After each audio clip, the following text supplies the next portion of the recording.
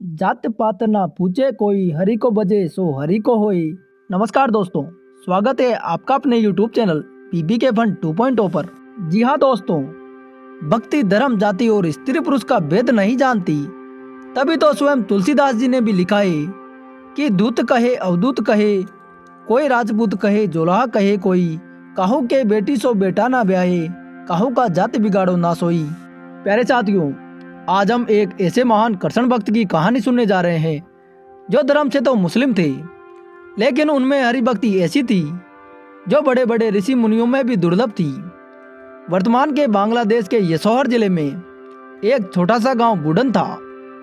इसी गांव में एक गरीब मुस्लिम परिवार में हरिदास खां का जन्म हुआ था।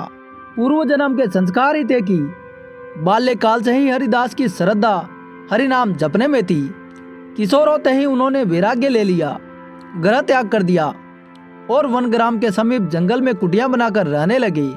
वह बड़े ही शांत प्रिय व धैर्यवान साधु थे। समा उनका गुण था तो निर्भयता उनका आभूषण थी। उनकी आवाज में बड़ा ही माधुर्य था। वो प्रतिदिन 3 लाख हरि नाम का जाप करते थे। जाप भी उच्च आवाज में करते थे। किसी ने जोर जोर से जाप करने का कारण पूछा। महाराज, क्या भगवान को कम सुनाई देता है जो आप इतने उच्च स्वर में जाप करते हैं, या अन्य कोई कारण है? हरिदास जी ने कहा, यह हरि नाम बड़ा ही अलौकिक है। इसका श्रवण मात्र ही प्राणी को इस संसार रूपी नरक से मुक्त कर देता है। मैं इसी कारण इसका जाप उच्च स्वर में करता हूँ कि इस निर्जन वन में जितने भी जीव जंतु हैं, वातावरण में कितने ही प्रकार के अदृश्य कीट पतंगे हैं, सब इसका श्रवण करेंगे और भव से पार हो जाएंगे। उनकी बात से वह व्यक्ति संतुष्ट हो गया। उनकी ख्याति बढ़ती जा रही थी। कितने ही लोग उन्हें आदर्श मानकर भगवत भक्त हो गए थे। उनकी ख्याति से कुछ लोग चिढ़ते भी थे, जिनमें रामचंद्र खां नाम का एक जमींदार भी था। उसने उनकी साधना और कीर्ति को नष्ट करने का षड्यंत्र रचा और एक वेश्या को धन का लालच दिया। वेश्या तो धन की दीवानी थी ही। उसने तत्काल सहमति दे दी। रूप और सौंदर्य की साक्षात मूर्ति उस वेश्या ने श्रृंगार किया और रात्रि के समय हरिदास जी की कुटिया में पहुंच गई। लेकिन वह तो भगवान की आराधना में लीन थे।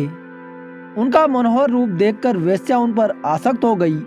एक तो उसका उद्देश्य भी ऐसा ही था, दूसरा हरिदास जी की तेजस्वी मुखमुद्रा से उसके मन में काम का विकार आ गया। वह भी निर्लज्ज होकर निर्वस्त्र हो गई और रात भर उनके साथ कुचेष्टाएं करने का प्रयास करती रही। रात्रि भर वह वेश्या हरिदास जी की समाधि भंग करने का प्रयास करती रही, परंतु सफल न हो सकी। प्रातः काल होने पर उसने अपने वस्त्र पहने और चलने को तैयार हुई। हरिदास जी ने कहा, देवी क्षमा चाहता हूँ, समाधिस्थ होने के कारण मैं आपसे बात न कर सका। आप किस प्रयोजन से आई थी? वह मुस्कुराकर चली गई। 3 रात लगातार वह प्रयास करती रही, किंतु वह विफल हो गई।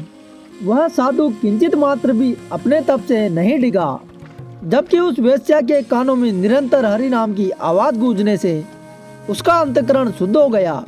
वह चौथी रात्रि भी आई। हरिदास जी उस वक्त भी पूर्ण भाव से भगवत भजन में लीन थे। वे प्रभु भजन में इतने लीन थे कि उनकी आंखों से अश्रुधारा बह रही थी। वेश्या को आत्मग्लानि हो उठी। यह साधारण साधु नहीं है।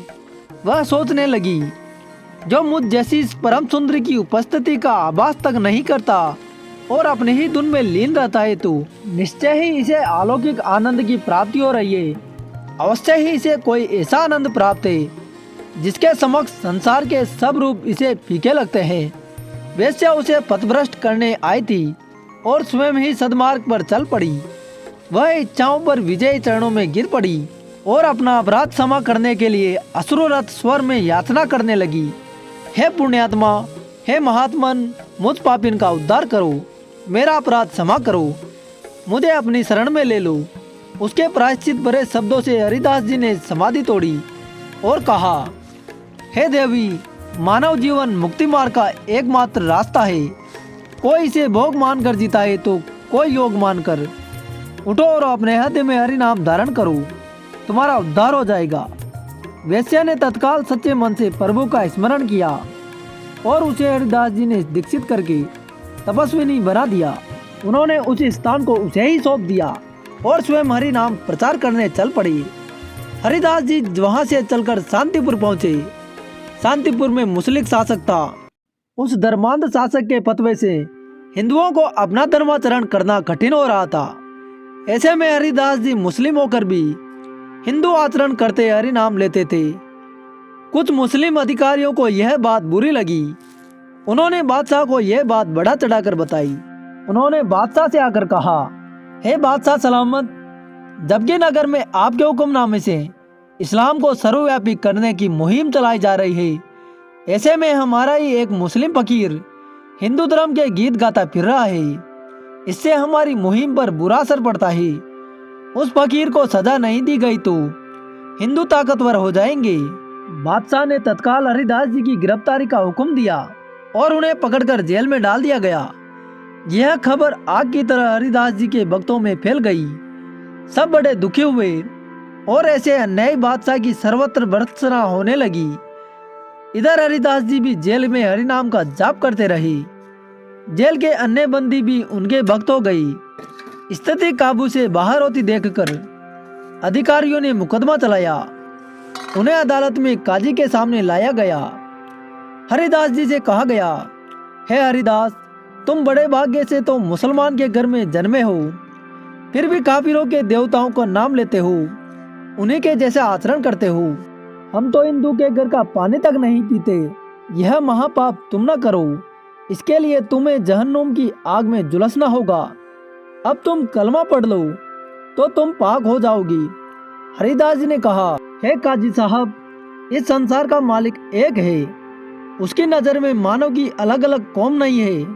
हमने ही उसे बांट रखा है। उसी हरि ने प्रत्येक मानव को यह अधिकार दिया है कि वह चाहे जिस नाम से उसकी आराधना कर सकता है। जब उस अल्लाह भगवान की दृष्टि में मैं अपराधी नहीं हूँ तो आपके अनुसार मैं कैसे अपराधी हुआ?